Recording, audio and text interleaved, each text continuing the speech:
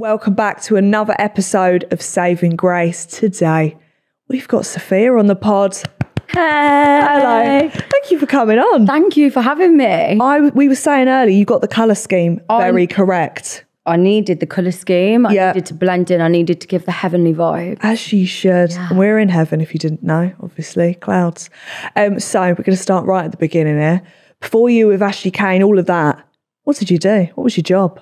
Oh, wow. So before I was with him, I was doing aesthetics. Lovely. Yeah, aesthetic. Like filler, is that a filler? Yeah, filler, Botox, fat injections, dissolving. Oh, I want a bit on my chin. Philo. You don't need it. I'd like a bit, but I'm a bit scared of needles. Yeah. They're a bit intense. Yeah, I love injecting. Do you? Yeah. Do you like being injected or injecting? I don't mind either, but I prefer injecting. Like there's just something that's so... Do you know what it is? It's because I'm giving confidence to people. Yeah, you are. Yeah, fucking hell. Yeah, I love that. Yeah, I'm giving them confidence, like I'm making them feel good. And that's... I love that. You know, if I'm looking for a girl, right, I'll look for the most fillery ones. I love like a fillery Essex girl. Yeah. So I might just stand outside the shop with my thumb out and see who comes in. You reckon? Yeah. Yeah? Give them a loyalty card and it can just be me. I'm the good client. You're a good client. Good client. Okay. I need that. So you met Ashley. How did you guys meet? So me and him have known each other for, probably about 15 years now. Jesus. But yeah, so we're from the same area. And he is 3 years younger than me. Yeah. But we kind of like share kind of same friendship circles and we just kind of grew up around each other, really. You were in a relationship for so long that I feel like when you came out, you probably thought, what do I do? Mate, when I say I don't know what to do out there these days, like the game has just changed. Like I'm in a new era and I'm like, okay, so I'm going out and I'm thinking, what do you do? What do you say? Yeah, what? Like, what's the conversation starter now? I mean, everybody still thinks that I'm in a relationship. Yeah. Like, we can't get that twisted here. Like, I'm single, okay? I'm out here. Like, I'm outside right now, okay? So, let's not, swerve any lines here. I hear that. Yeah, and like, for me, I find it difficult because so many people think that I'm in a relationship. Yeah, yeah. And it gets like, I go to different events and it's like,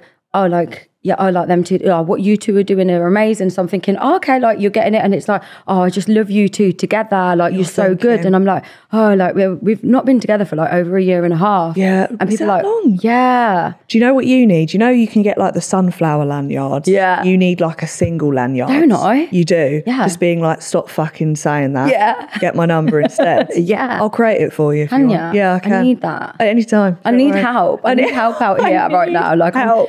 I'm just struggling. So are you looking for a man or not really? So like I've been working on myself for so long and I just feel like mentally been working on myself, having therapy, and I just felt like I need to be stable before I go and take myself into somebody else's life. Yeah. I think that's fair. I think so many people bring so much baggage. So much shit. And the thing is they just offload it onto another person and then the next minute that person's then having therapy because of the shit that the other person's brought to them. And you're just left with it all. Yeah. So I'm just like, it's actually nicer to work on myself, be kind to myself. Yeah. Like my confidence was shattered completely after losing Azalea. Yeah. My confidence was shattered after me and Ashley had split up and I just didn't know who I was anymore. Yeah. So I feel like I've collectively got myself together. Yeah. Did the therapy help with that as well? Massively. Yeah. Like when I say I was so anti-therapy, I just thought, no, I've got a strong mind. I'm going to get through all of this. Yeah, I've got this.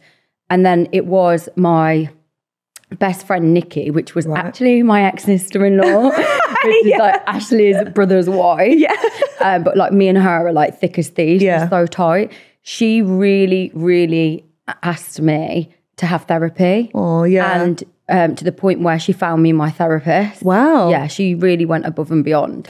And having therapy was the best thing that's got me to stand on my own 2 feet and projecting that and helping my brother as well. Like my brother is like my bestest friend. Like I love him so much. And just being able to help my brother without him having therapy and being able to share that with such a large audience that I've got really empowers me as a woman. Well, everyone says therapy is amazing. Yeah. I might just do it just to talk about myself for an hour. You should. Just do it. Genuinely. See what they've got to say. You should. It taps into areas. Yeah. Do you know when you, like, I'm a bit of a, like, I know it all kind of person. Like, I know that and I know that, or I've experienced that.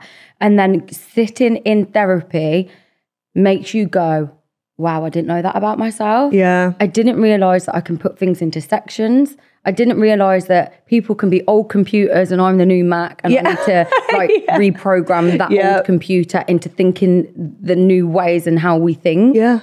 And for me, having therapy, it's allowed me to go on to my TikToks and do TikTok lives now. Yeah. Yeah, I've seen you on there. Yeah, and I've just, like, I was so accountable on Instagram. Obviously, my Instagram platform is like 1 million followers. Yeah. But on my TikTok platform, I probably started off with about 1,000 because I wasn't a TikToker at all. Yeah. But using my TikTok was a place where I was so accountable for like mental health through my Instagram. I felt like it was my serious platform. Yeah. I then found a place like on my TikTok where I can showcase my personality. And have fun.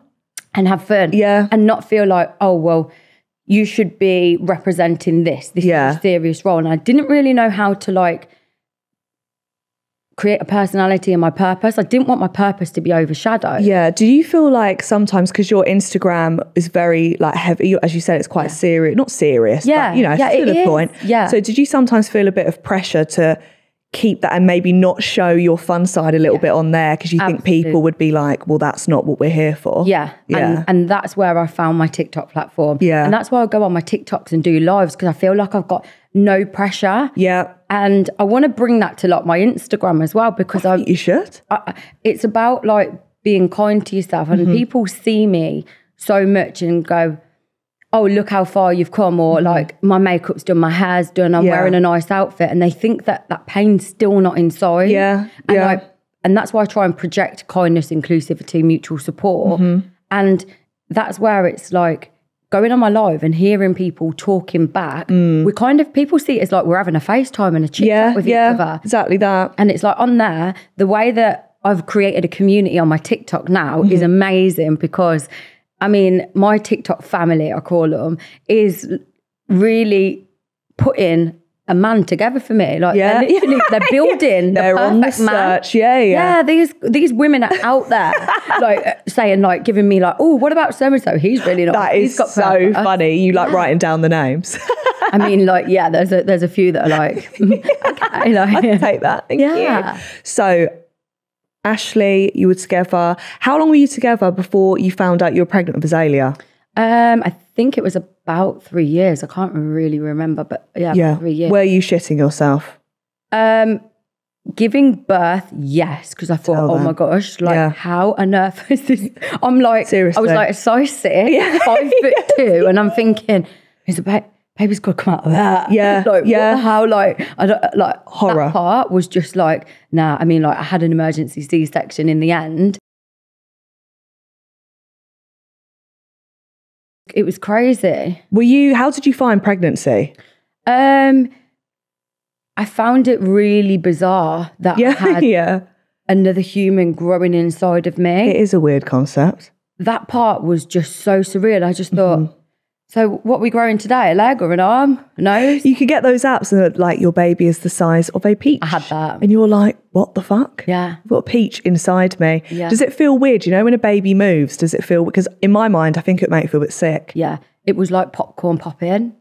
That's how I can describe it. Really? Yeah. Do you know, like when you see the popcorn, it's Put me off of that then. Yeah. It was like little popcorn flickers. Like, no way. Describe it, yeah. Did you get bad morning sickness or anything? No, I was really good. Azalea you. was like an absolute breeze of a pregnancy. Like she was really, really good. Apart from, she was like all like elbow in, like she was like a fighter. I was going to say from day one. Yeah, she was. Yeah, doing MMA. Yeah. So how long did you find out after you gave birth to her that she had cancer? So when I found out was 8 weeks, like dead on. Early? Yeah. Okay. But when I started seeing signs and symptoms was from 5 weeks. What were they? They was cold type symptoms. The tongue was getting thrush on the tongue. Right. her pale skin as well. Like she was very pale. I mean, like me and Ashley, like I'm half Burmese English, so like half Asian, half English, and Ashley as well. He's mixed. So when you look at the colour, you think, she'd probably grow into a colour. She'd probably get olive skin, but she's quite pale. So I was kind of bringing these kind of symptoms to the doctor, and then she was getting bunged up noses. So just fully cold type symptoms. Right. Yeah. Did they take it seriously to start with, or were they just said it's very normal, very normal, to the point where her tummy was also swollen. And at 6 weeks, babies have checkups at 6 weeks. And what happened at 6 weeks is I'd gone into the GP, done a full checkup, and she's booked. When I look back at the pictures now, I'm like, how could you not tell as a GP? Yes, and she had like mottling on her skin, and her tummy was bloated. She was congested and very cold type symptoms. Right. So all of the big symptoms there. Biggest symptoms. Like if I seen a baby now and I seen that, straight away you'd know. Instantly. Yeah. Yeah. Like wow. Yeah. And what was the type of cancer that she had? She had leukemia. So there's 2 types of leukemia. You get AML and you get ALL.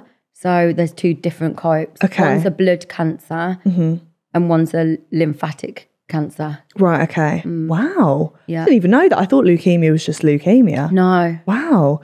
And when you found out, what were your first thoughts? There was no first thoughts. It was in A&E to the point where it was so quick. Just everything sprang into action. Yeah. I kind of like use like Azalea. Yeah. She was actually being looked after. It was my mum's day to actually look after her, because I just wanted the grandparents to have that chance to be able to look after Azalea, do you know, from day dot, and kind of make their own bonds. Yeah. So Ashley's mom had Azalea and took her out like in the pram, like got to go around town with his sister and kind of like really just like get that nice new experience. And then it was my mom's day to have Azalea, because me and Ashley had actually gone to Manchester to do some work. So mum looked after Azalea and dropped Azalea off to my mum. Yeah. But the night before, I'd actually changed Azalea's nappy, and you know, like being a new mom, like you get this feeling like you want to take a picture of everything. I mean, they stick their tongue out, like you're changing a nappy. You're like, wait there. Yeah, the camera's coming out just so you can get it. Yeah. Anyway, like I'm changing a nappy, and she's like smiling, and she's just like, like being really cute. Change a nappy, but in the camera, I'd noticed there was bruising on her stomach. No, sorry, not bruising on her stomach. There was mottling on her tummy. Right. Like as if she was cold. And I thought, like, let me quickly hurry up. Yeah. Put the camera down. As I opened a nappy, and bearing in mind, you change babies' nappies continuous. Yeah. And I'm like, literally, as soon as I see that like line that shows that she's weed or whatever. You know, you're on it. OCD. Anyway, so I've like undone the nappy and then noticed she'd had a bruise in her groin area. Right. But because I do aesthetics, I know that when you put your finger over a bruise, if it disappears and then it kind of comes back, that means it's okay. I ran my finger over this bruise and there was a lump underneath it, which means that there's something. Right. So it's like the body's either run down or there's something happening. And I thought, this is weird. I felt this lump and this bruise, and I thought, that is not right. Yeah. And it was like late at night. Then I took a picture, and then I noticed like a bruise, and I'm thinking, is that because like Azalea like to be like bounced a lot? Somebody, do you know, like genuinely just been a bit like, heavy-handed, like bouncing her, or I don't know what it were. Anyway, then the next day I'd like email the doctor. I sent the picture and just said like, there's a bruise, Anyway, I dropped her, come back to my mum's house.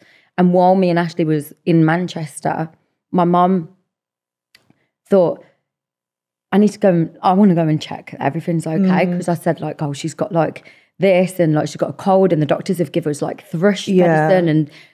And so obviously like my mum's thinking, I don't want to worry her. Yeah. But I want to go and like just double check from my own. Yeah.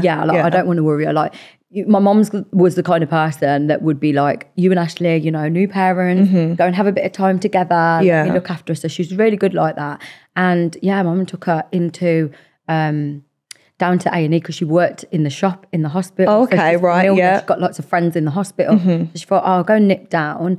And yeah, basically they did tests. And then I got a phone call when we was in Manchester to say they're doing blood tests. Right. The white blood cells are coming back at 200. And I don't know what. I wouldn't know what that I don't know what it means. Yeah. So it's like the blood cells are coming back at 200 and they think it could be something else. I can't remember what it were, but I was thinking, oh, okay, like maybe it's like an infection. But we literally jumped in that car and we was like hitting down that M6 to get back. And then we was in A&E. We walked in and then like, there was my brother there, my mum there, Ashley's mum there. Like everybody kind of came down and basically the guy sat us down and basically said, I'm really sorry to have to tell you this, but your daughter's got leukemia. Wow. It didn't register that leukemia is cancer. Because of the scare that I was in on that motorway all the way down, I was crying. I knew something bad was happening. I had a parental instinct. Yeah. Something's happening. And then he was like, leukemia. And I'm thinking, okay, like leukemia, we can get this sorted. So my head's like that.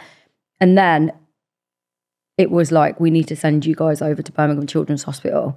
So, I mean, Azalea was in like a little cot. She had about 10 people around her, medic. And she's still so tiny as well at this point. 8 weeks old. And I remember like holding her hand and they was trying to take blood from her veins. Oh, yeah. But when the blood count is so high, 200 white blood count, it's hard to pull blood because the blood is now clotting. It's all clotting together. So they couldn't take blood. Right. And her little veins and her little hands, it's like I was kind of, from that moment, it was like, I'd give her a dummy. She'd never had a dummy. I didn't want to have a dummy. Yeah. There was a dummy in a bag. I gave her a dummy and I'm like literally putting my fingers into her hand to let her hold on and stroking her face while this was all going on. And then, then the next minute we're catapulted into a hospital for 6 full months. Did they tell you like is the word prognosis? Is that the word? Like prognosis? Like as in, you know when they say, okay, they can have either this long or this long. Did you have any of that or did they not? There was nothing. It was basically like me and Ashley. I remember the first night when we got there, Azalea was in a crib and we had a pull out. It was just like a single chair that folds out into a bed. Right. And I was he was laying down and I was like laying at the bottom and then just kept getting up to see Azalea. Like as a mum, Ashley was exhausted. I was exhausted. We were in the same clothes and we had to kind of just wait for the guy to come in the next day and they're literally in the labs testing and putting everything in like growing the bloods and I don't know, like doing all of that kind of stuff to actually give us a diagnosis. Then we still had to wait and we had to wait. And I felt that's the worst part. Yeah. It's just waiting. Yeah, I didn't know. It's horrible. And I just thought the next minute then she's had to go in and she's got to go and have surgery. Got put to sleep. It felt like a nightmare. I thought I'd actually passed away. Yeah. I felt I'd passed away and I was going to wake up and I'm thinking like, all I cared, all I was doing was being a mom to Azalea the whole time. And then I become a nurse later on down the line. I become like, it was like I was sucking the information. Yeah. There's no tomorrow. And I became a graduate in hospital of learning everything. That's amazing. Yeah. Your story with that, it's first of all crazy how it blew up. I remember while she was sick, it was all like, it was on my Instagram everywhere. And the videos were so sweet because she was always just so happy in that it was just so nice to see. But do you ever feel like when you're on social media, obviously you're posting your story of how it's going, there's certain things people say that they think is an appropriate thing to say? Like, you know, when someone says, what's a good example? Like, you know, life life throws things at you with the people that can handle it. You know, the hardest battle. God gives the hardest battles the toughest soldiers or stupid shit. Do you ever find does that piss you off when people would say that at the time, or because it's not coming from a bad place? It's a really, really good thing that you actually touched on that, because I feel like I've never spoke about it before, and I just think it's really good to actually give you the answer to this. Yeah, because what do you say? Yeah. When I hear these sayings in my head, I'm just like, why are you saying this? Yeah. And I know why you're saying it, because you're thinking, oh my God, what can I say to this person? It's like comforting. I'm comforting you, like, you know, Azalea was too good to be on earth. Yeah. You know, like that one like, is like a knife. It feels like I'm just being stabbed. I'm just like, my daughter should be here. But it's comfort in, and I feel like it comes from generations and years ago of knowing what to say. And I feel like I want to change that direction in how people actually comfort people. Yeah. And like not use them terms, because that actually, you know, people, I kind of hold face value and say, oh, like, yeah, thank you, or whatever. But really inside, I'm like actually like dying. Yeah. So really, do you know, the best thing to ever say to somebody in that situation is to say, you were doing so well. Yeah. I'm really proud of how far you come in. Take time for yourself, be gentle with yourself, rather than giving them, you know, everything happens for a reason. Yeah, everything like happens for a reason. And we're so used to saying everything happens for a reason. I'm like, but what reason is this? I try to actually look at my reason, do you know, because it got said that much.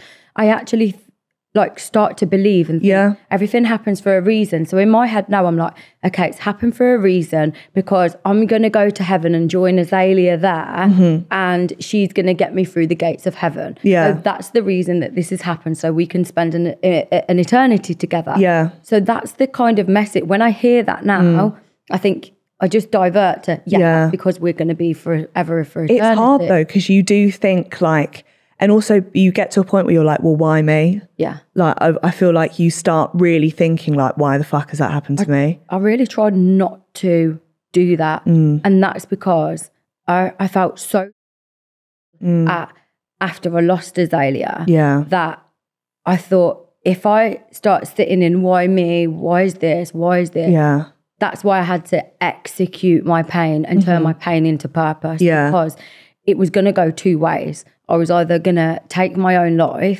or I needed to execute it into purpose and make changes in the pain that I've incurred. And that's what I do.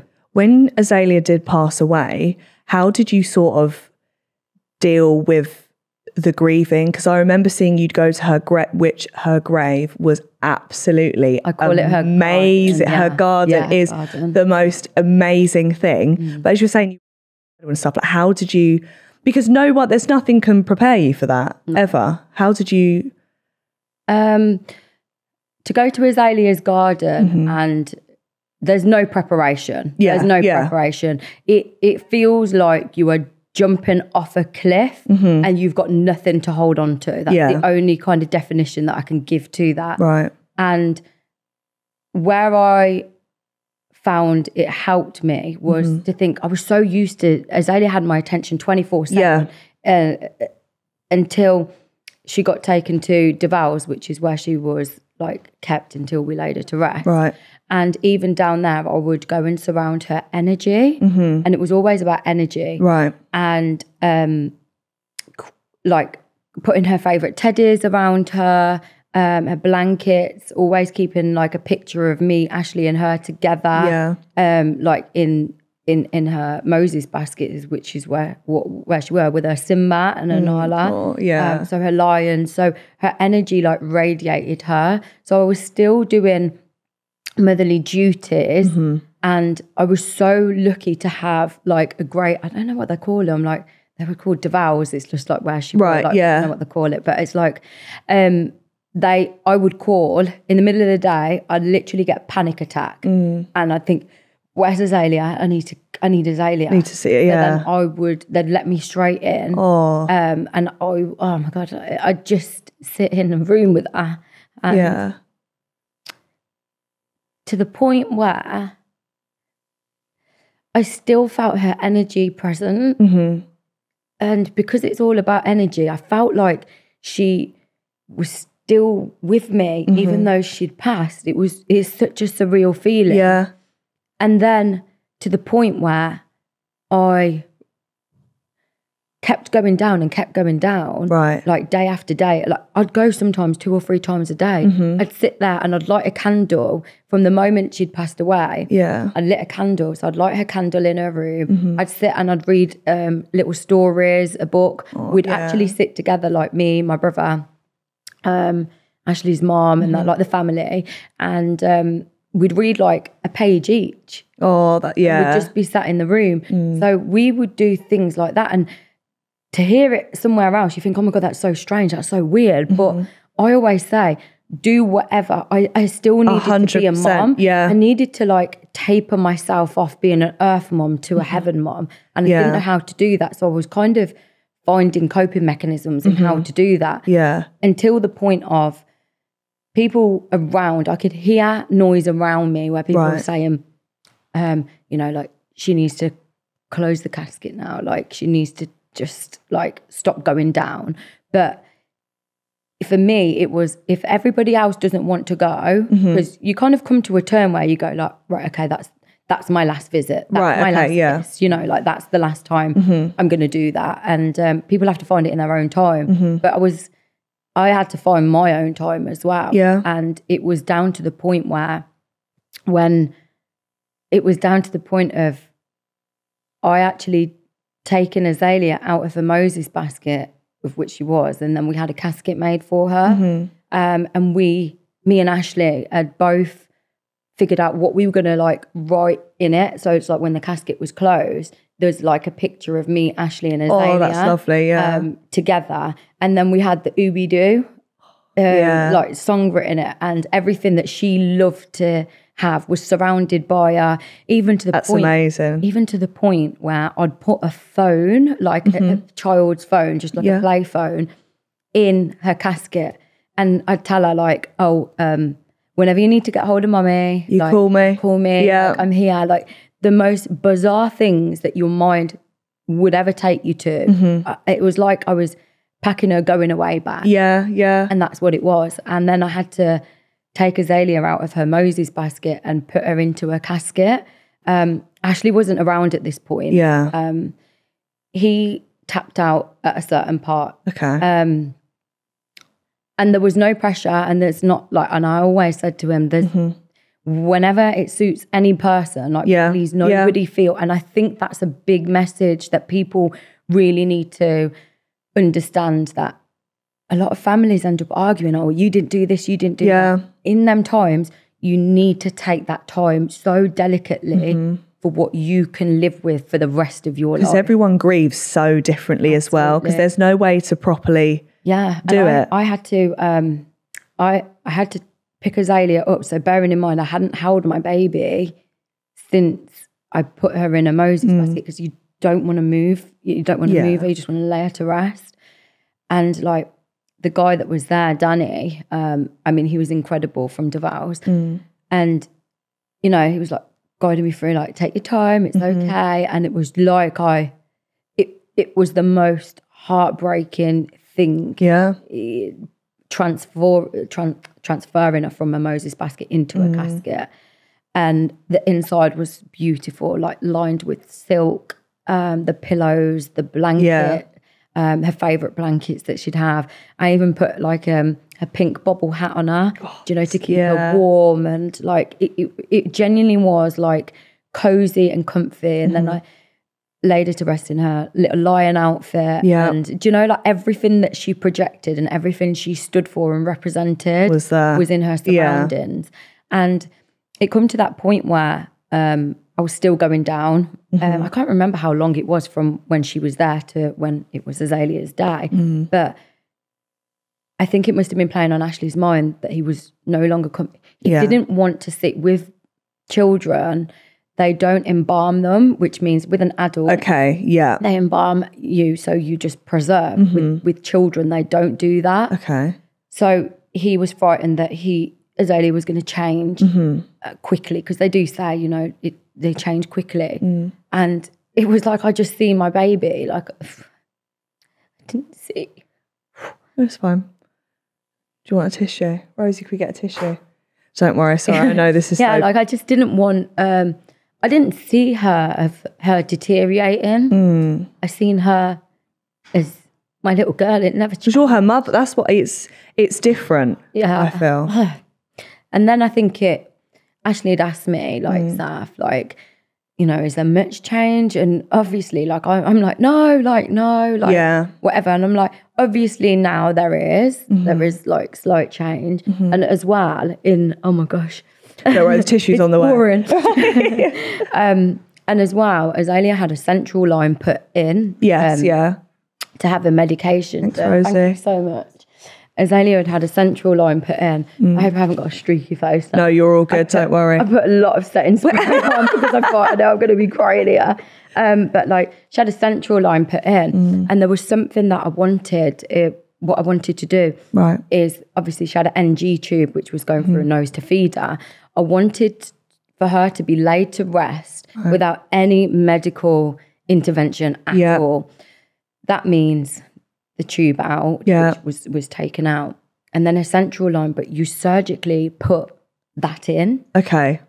I'd called the nurses prior, and I obviously conversated absolutely everything. Mine and Ashley's communication with each other was like so seamless. It was so supportive. And I said, like, I want her to be pure. I want her to be laid to rest. Yeah. So pure, without any plastic, any tubes. Yeah. Like, just get it out. I wanted her to just finally be laid peacefully. And the nurses came in and they actually removed her central line. Yeah. The hardest thing, the most exciting thing for me was when I was in hospital to get that effing tube out of her. I wanted her to be free from it. And the saddest thing is to know that we're now removing it because you've passed away.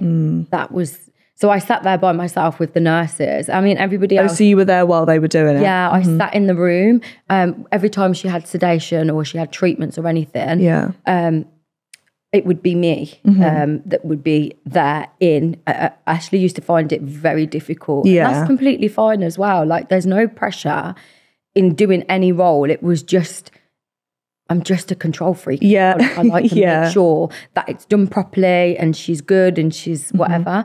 Yeah, so we took out everything, and right to the point where we had Azalea's day, I found a jeweler and I wanted Azalea to have, what could she have with mummy and daddy that's close to her? She's got the picture there, and I'm thinking of everything that I can put in there. So I found this jeweler, and basically we'd got Azalea's, and this is why she was still here with us, because we knew, obviously, we got sent home at end of life. So I knew in my head, I need to put things, even then I'm still putting things in place. So I'd got her fingerprint done, mine and Ashley's, and basically made a necklace. Like, everyone will always see me wearing my necklaces. So I've got... Oh, that is amazing. So I've got her fingerprint there. So that's her little baby fingerprint there. And then on...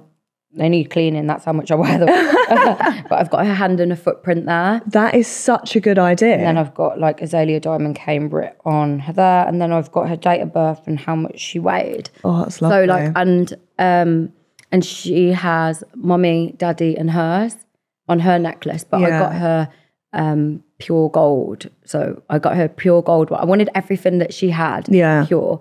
So she's got a love heart with mine and Ashley's. And basically me and Ashley have just got the same. Mine's in a love heart and his is in like a tag. Yeah. And we've got Azalea's fingerprints. Oh, that's amazing. And that's where we carry it with her. Yeah. Oh, that's... Well, she's also got the foundation that you guys started as well. Yeah. Which is huge. What is it, the Azalea Foundation? Yeah. So what is like a standout moment for you during when you started the foundation or whatever, where you were like, this is blown up? We've raised a lot.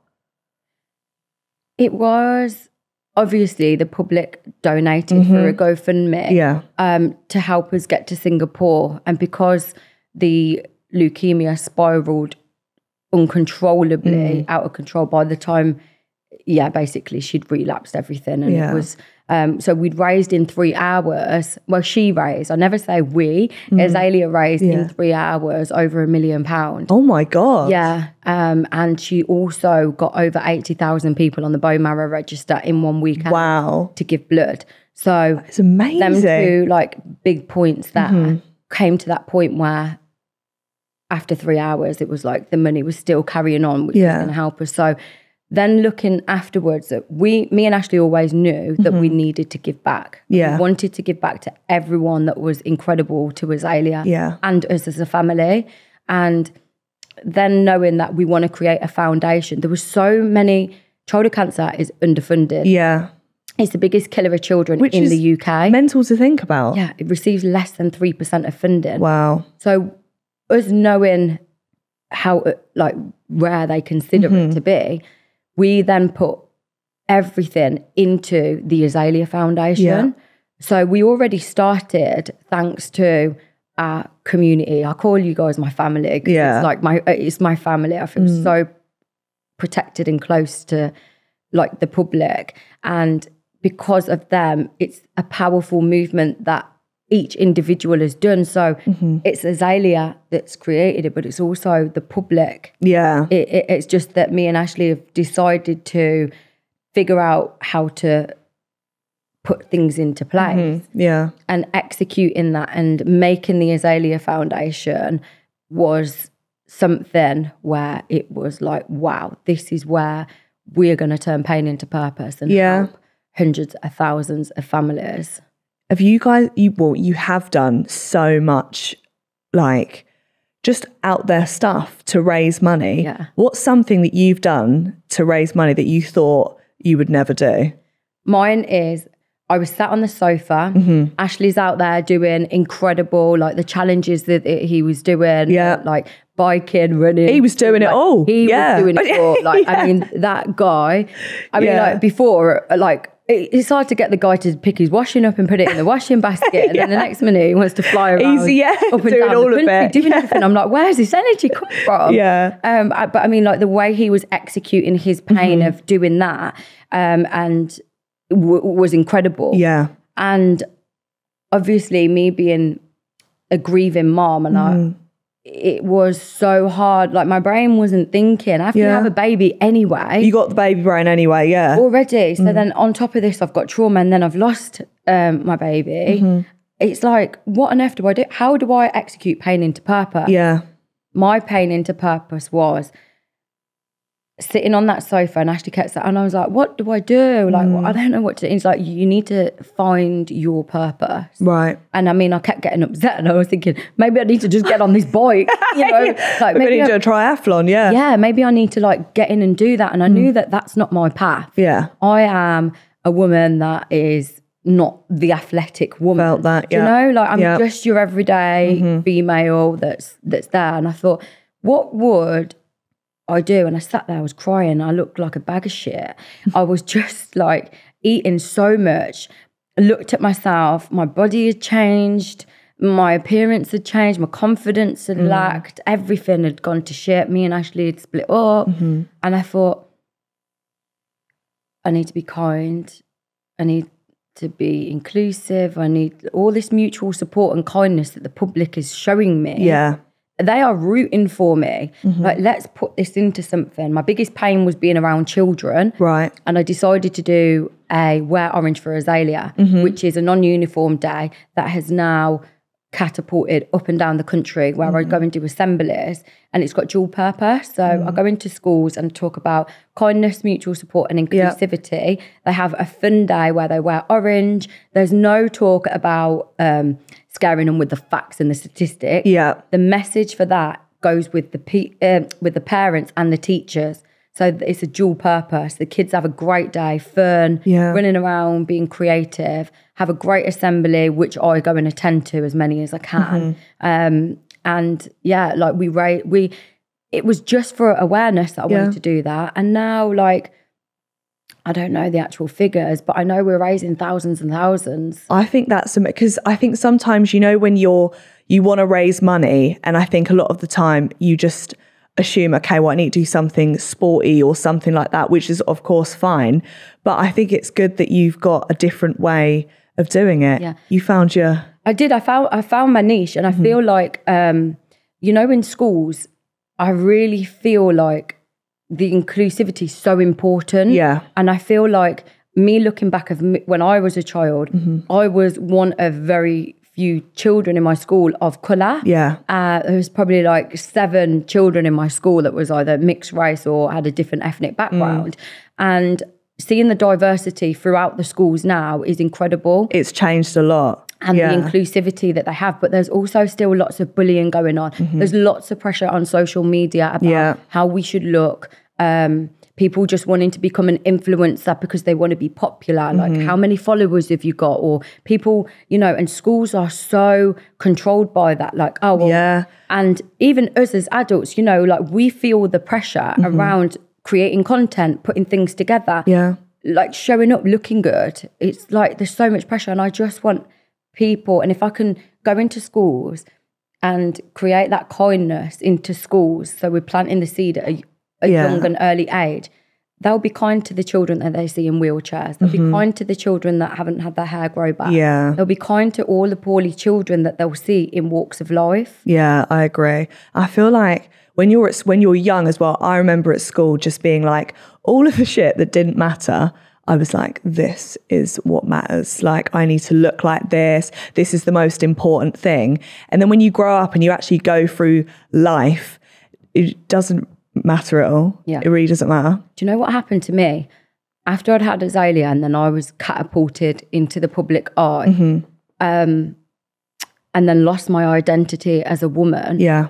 And a lot of parents, a lot of mothers go through that anyway after having a child, of not feeling confident in your body, your appearance, making time for yourself. I was putting filters on I was always having filters on my Instagram. Or you would never ever catch me without a filter on my Instagram. And then I started doing, I did my book, which was Loving and Losing You, Azalea, which became a bestseller. Yeah. And I had to go on to Lorraine to talk about the book. And then I went back onto Lorraine and talked about the Wear Orange for Azalea. And in them moments, I felt so low because I thought I didn't have a filter. Yeah. I've got a camera in front of me and they're not going to get the angle. It's going to be like non-filtered. And I felt so low in myself that when I watched myself back, I looked at myself and I thought, what I'm saying is amazing, but I look terrible. Yeah. And I just thought, right, after that moment, I thought, I went onto my social media. Me and Ashley were going over to an awards for the foundation in London. Yeah. And I thought, I come on my Instagram and I was like, guys, I'm not going to use a filter anymore. Like, I really am not going to I'm done. I'm done with the filter. I feel so, I didn't actually say the reason of why. Yeah. I just said that we need to empower ourselves more and stop using filters. But really it was because I was so low and I would only put a filter on my face to create anything. Right, yeah. And then from that day forward, you don't catch me with edits, filters, nothing. I don't do it because if I've got a spot, I've got a goddamn spot. Yeah, we all have spots. If I've got blemishes, and you know what? It's like, if I've put weight on, I've put weight on. Do you know what? Like, yeah, I don't feel so great about it, but like, I'm just going to embrace that moment of where I am. Like, I've just lost my daughter. I'm grieving.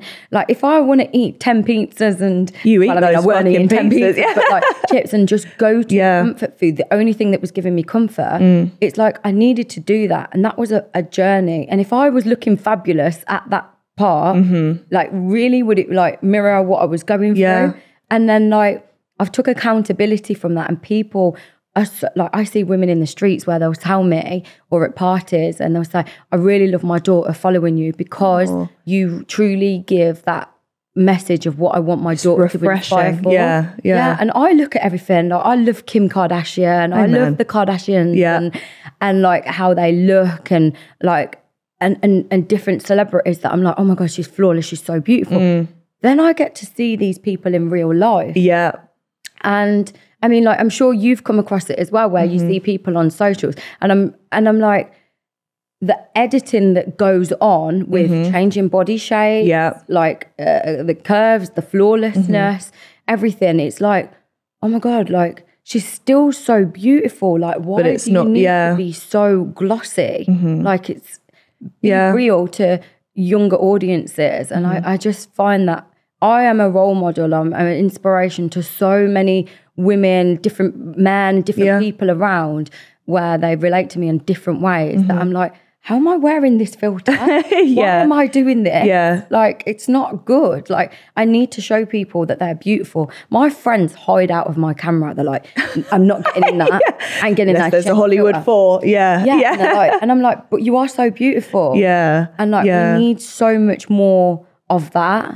I agree. That is refreshing to hear, because I am guilty. Everything.